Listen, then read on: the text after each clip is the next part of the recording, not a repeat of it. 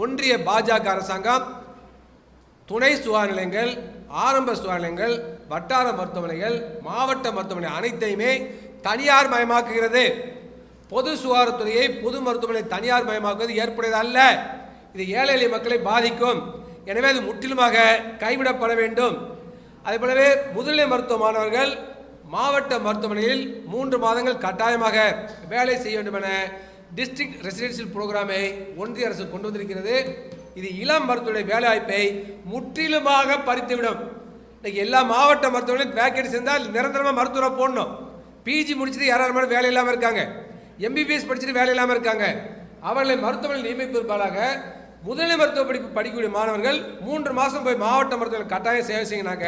மாற்றி மாற்றி போய் வேலை செய்வாங்க. யாருக்கும் புதிதாக வேலைவாய்ப்பு கொடுக்க வேண்டிய அவசியமே இருக்காது. இது மோடி அரசுடைய நூதனமான வேலைவாய்ப்பை ஒழித்து கட்டுகின்ற திட்டம். ஏழை எளிய மருத்துவமனைகளுக்கு எதிரானது. எனவே நாட்டில் உள்ள ஏழை எளிய குடும்பங்களைச் சேர்ந்த மருத்துவ மாணவர்கள் மருத்துவ படிப்பை படித்துவிட்டு வேலை இல்லாமல் இருக்கிறார்கள். இந்த நிலையில் அவங்களுக்கு வேலைவாய்ப்பை வழங்குவதற்கு பதிலாக, நிரந்தர வேலை வழங்குவதற்கு பதிலாக மோடி அரசாங்கம் இருக்கக்கூடிய வேலையை ஒழித்து கட்டக்கூடிய மோசமான திட்டத்தை நடைமுறைப்படுத்துகிறது. அதை நாங்கள் வன்மையாக கண்டிக்கின்றோம்.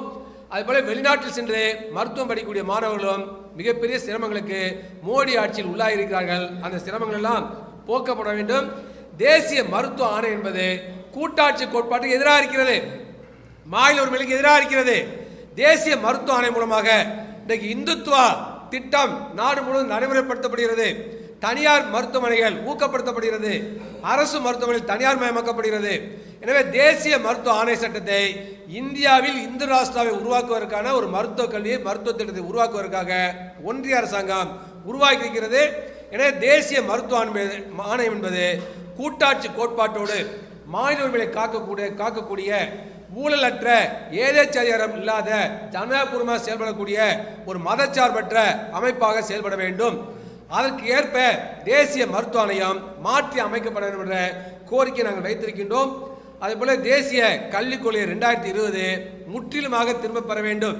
தேசிய கல்விக் கொள்கை என்பது நாட்டுடைய இறையாண்மைக்கும் அரசியல் சட்டத்துக்கும் சிறுபான்மை மக்களுக்கும் எதிரானது.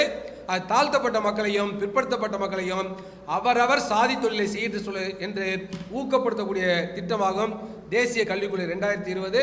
எனவே முற்றிலுமாக தேசிய கல்விக் கொள்கை 2020 திரும்ப பெற்று ஒரு மதச்சார்பற்ற, முற்போக்கான, அனைவருக்கும் ஆரம்ப கல்வி முதல் ஆராய்ச்சி கல்வி வரை இலவசமாக கல்வி வழங்கக்கூடிய ஒரு ஜனநாயகபூர்வமான ஒரு கல்விக் கொள்கையை மாநில அரசுகளையும் மாணவர் அமைப்புகளையும் இதர அமைப்புகளையும் பொதுமக்களையும் கலந்து ஆலோசித்து உருவாக்க வேண்டும். மோடி அரசாங்கம் உருவாக்கி இருக்கக்கூடிய தேசிய கல்விக் கொள்கை 2020 என்பது இந்தியாவை இந்து ராஷ்டிராவை மாற்றி இந்து ராஷ்டிராவுக்கு ஏற்ற ஒரு கல்வி முறையை கொண்டு வர வேண்டிய நோக்கத்தோடு அந்த கல்விக் கொள்கை உருவாக்கப்பட்டிருக்கிறது. எனவே இந்து ராஷ்டிராவிற்கான தேசிய கல்விக் கொள்கை 2020 முற்றிலுமாக திரும்ப பெற வேண்டும் என நாங்கள் வலியுறுத்தி கேட்டுக்கொள்கின்றோம்.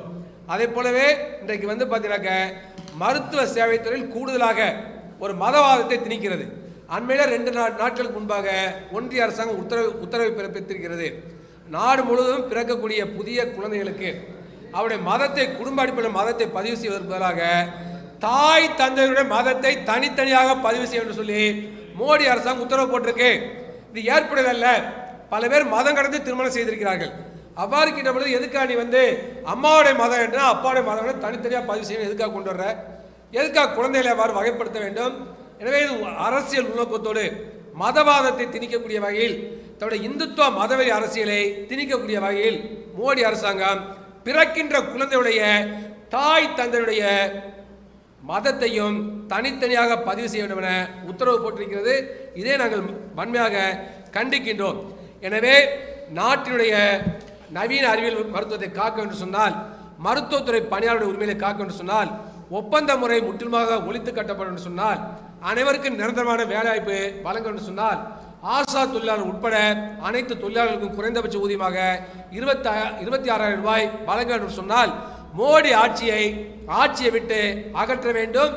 இந்தியா கூட்டணி கட்சிகள், காங்கிரஸ் கட்சி, இந்திய கம்யூனிஸ்ட் கட்சி, திராவிட முன்னேற்ற கழகம், அதே போலவே மார்க்சிஸ்ட் கம்யூனிஸ்ட் கட்சி உள்ளிட்ட அரசியல் கட்சிகள் தங்களுடைய தேர்தல் அறிக்கையில் நாங்கள் வைத்த மிக முக்கியமான கோரிக்கைகள் எல்லாம் அவர்கள் ஏற்றிருக்கிறார்கள்.